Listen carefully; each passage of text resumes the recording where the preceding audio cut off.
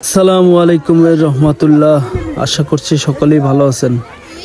বন্ধুরা, আমরা চলে আসছি আমাদের বাড়ির পাশে। দেখেন, এখানে কিন্তু খড়ের পালার মধ্যে আগুন ধরছে।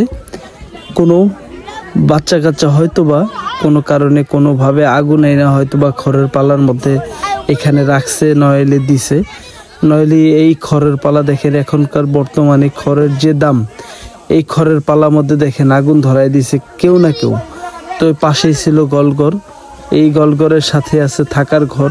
তো আসলে মূলত আমরা দূর পেরে আসছি হলো পাশের বাড়ির থেকে, আমাদের বাড়ির সাথে আর কি এই বাড়িটা। বাড়ির মধ্যে আসছি, হঠাৎ করে বলতেছে যে ওই পাশে আগুন ধরছে, আগুন ধরছে। তো আমরা দৌড়ে আসছি, দৌড়ে আসার পরেই দেখতেছি আসলেই এখানে এরকম ধোঁয়ায় একদম ছায়া গেছে গা। তো খড়ের পালার মধ্যে আগুন। আমরা সবাই এই খড়ের পালার আগুনটা নিভানোর চেষ্টা করলাম, যার যার যেভাবে পারি।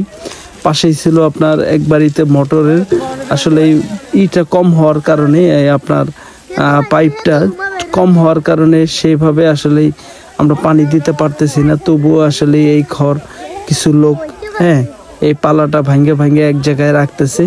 তো আসলে এই বিশাল একটি ক্ষতির সম্মুখীন হয়ে গেলেও যাইতে পারতো, কারণ যেহেতু পাশে একটি গোলঘর আছে। গোলঘরের সাথে আপনার বড় ঘর আছে কয়েকটি।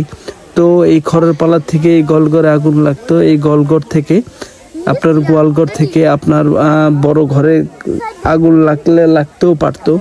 যাই হোক, আল্লাহ তাআলার অশেষ রহমত যে আল্লাহ পাক আসলে এরকম পরিস্থিতিতে ফালায়নি।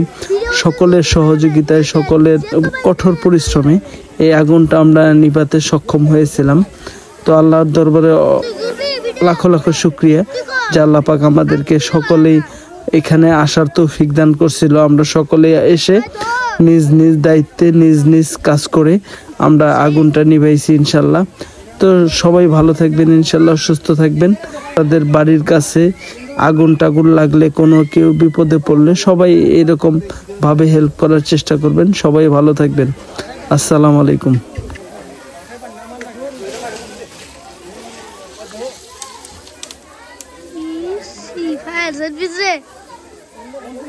ফায়ার সার্ভিস লাগে, এটাই সিন বড় ফায়ার সার্ভিস দেখি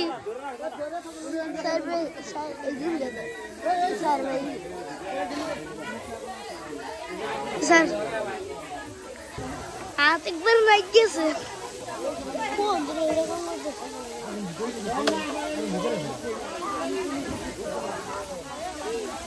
ফায়ার সার্ভিস লাগবে রে।